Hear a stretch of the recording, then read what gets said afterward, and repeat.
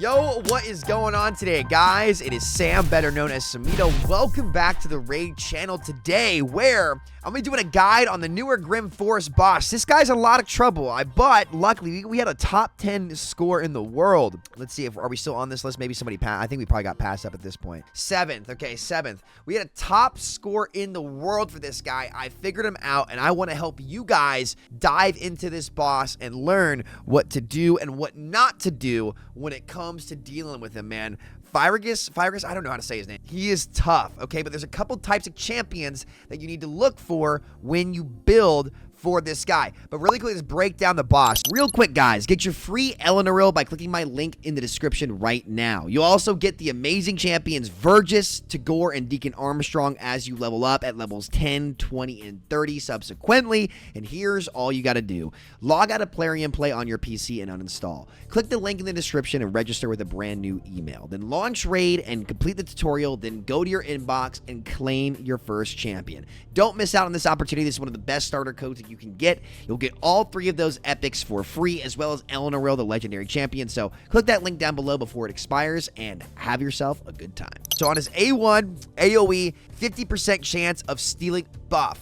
This means having a champion with block buffs is really, really strong. For more of you endgame players, Lydia is great. She can be your debuffer, bring your block buffs, bring some increased speed and strengthen for you. Lydia is an amazing option for this boss. But outside of that, anybody that brings block buffs or a buff strip to make sure that he's not taking your buffs, keeping them up for long periods of time, right?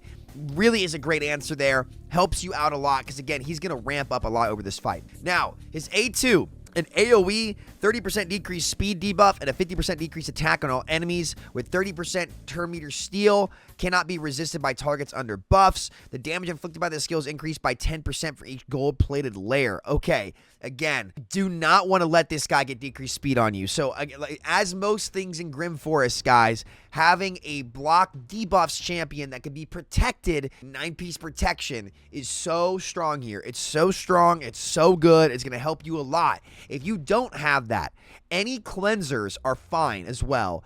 Any cleansers are great. Again, it can't be, like, you can't resist it. So cleansers or block debuffs to stop this from happening, and you will be A-okay. And again, like, when they have gold plates on, you know, you got to be careful with that, but we'll get to the gold plates here in a second. Hardened Advance on the A3 places 5 layers of gold plated on the Trovemaster. I can't even say his first part of his name. Each layer is equal to 10% of his max HP. When a layer is destroyed, deals damage to him equal to the value of the gold plated layer. Also deals damage to him equal to 5% of the gold plated layer value to enemies. Again, and then he gets turn meter fill each time a layer is destroyed. While under, he cannot evade. So he can't evade your skills. But here's what I'll say. These things reflect a ton of damage at you, okay? What you're going to need for this are champions that bring a lot of healing or a shield. Ally protectors with unkillable are great. Leo, for those of you who went for Leo recently, would be a great ally protection option. He's putting the unkillable on himself. He's putting ally protect on your team, and he can bring some damage for you guys.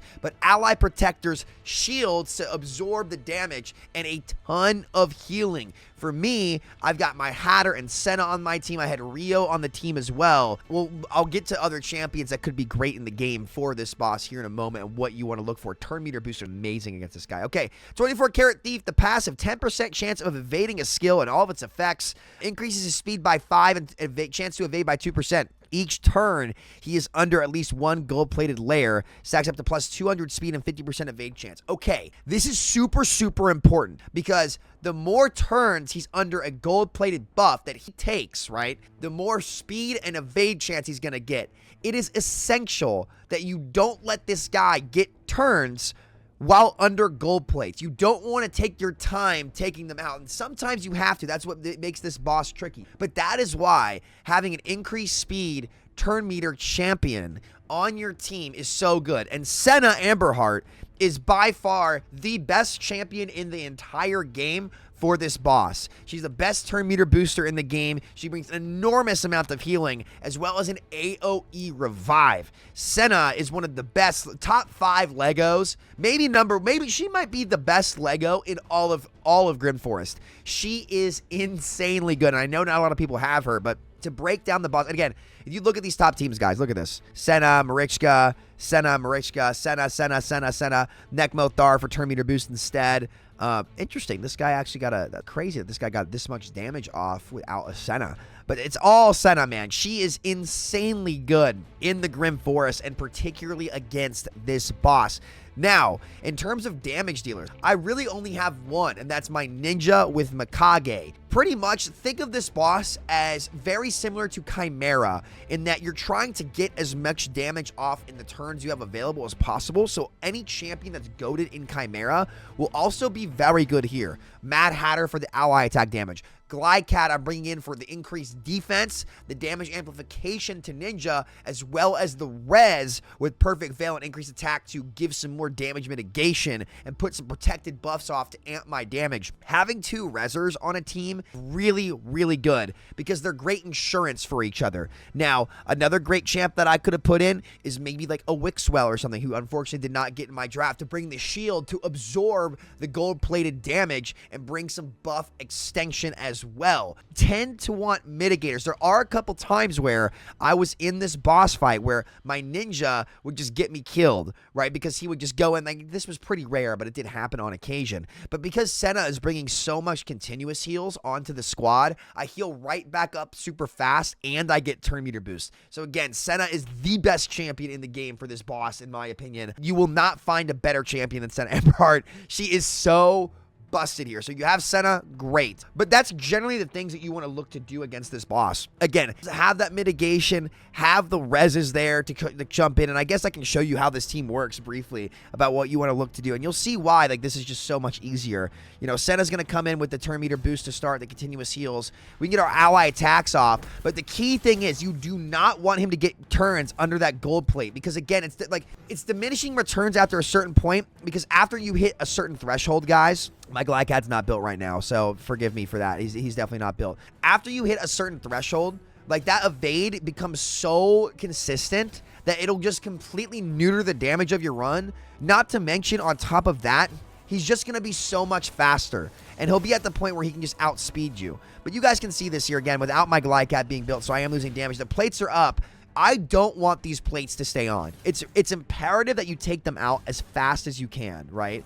Now, you'll see that the reflect damage comes back, and I have to be careful here because I might actually end up killing my ninja. He will die here, watch this. So my ninja's going to die, but look at this. I can extend my buffs. My resers are still alive. Senna's healing a ton, right? And then I can just res him right back into it here. And then next turn, he actually might take out another plate here. No, we'll see. But that's what you have to be careful about. You have to find a way to control your damage. Now, I'm just going to take these plates out again. My ninja's going to die again. This is why you do have to be careful with this damage value, right? Because again, these plates are all going to break, and if you're low on health, then you're in trouble. So, hello? Is it a little bit laggy? Hello? Oh, okay, there we go. But there we go. So the brimstone comes in, but now look, I've got a second reser right here. So I'm right back in it, right back into my healing skills, and then he's right back out of it. He only got one turn, guys. He only got one turn under the gold plate. So the evade chance and his speed did not go up by that much, which means that I have all the turns in the world with my Senna boosting me. That could be a Nekmo Thar. That could be a Pardon Clanfather. Would be amazing. I have Clanfather in this rotation as well to just max out your turn count, right? He's another great option.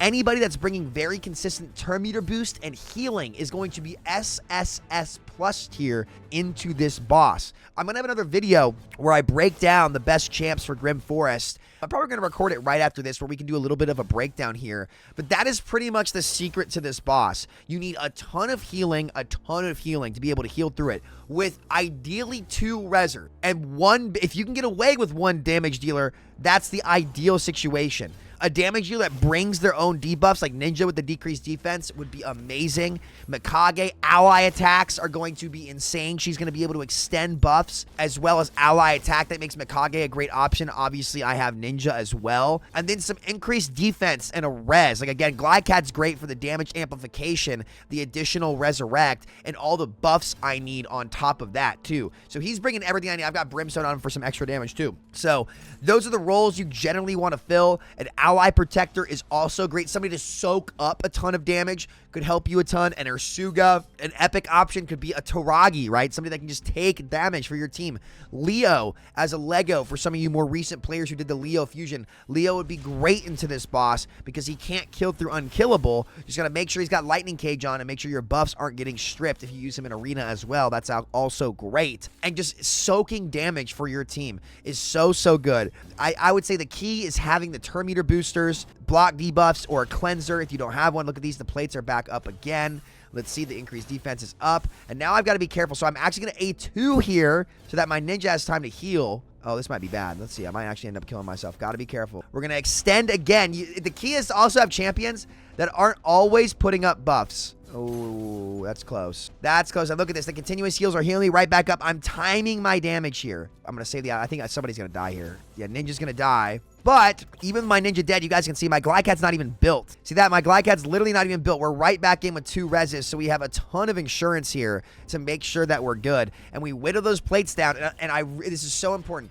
Do not let him get turns while plated. If you can find a way, and this is why having 2 resers is so important, to nuke the plates down, get back into it, right? 1 res to help your nuker get right back in and knock him off again, and then a secondary res after the finish to make sure he's not getting turns. That's just so important. Again, Senna, I'll be clear with you guys, Senna is just absolutely insane here. Again, we're already halfway to this 1 key, but I was able to put up 120 million damage, something like that, with this squad. So it worked great for me, guys. We'll call it right there. That's the best strategy for this boss. If you guys have questions, please be sure to let me know down below. And I'm going to have another video coming out highlighting the best legendaries and epics in the game for Grim Forest. So that's going to be great. Thank you guys for watching. I'll catch y'all next time. Take care. Much love. Peace out.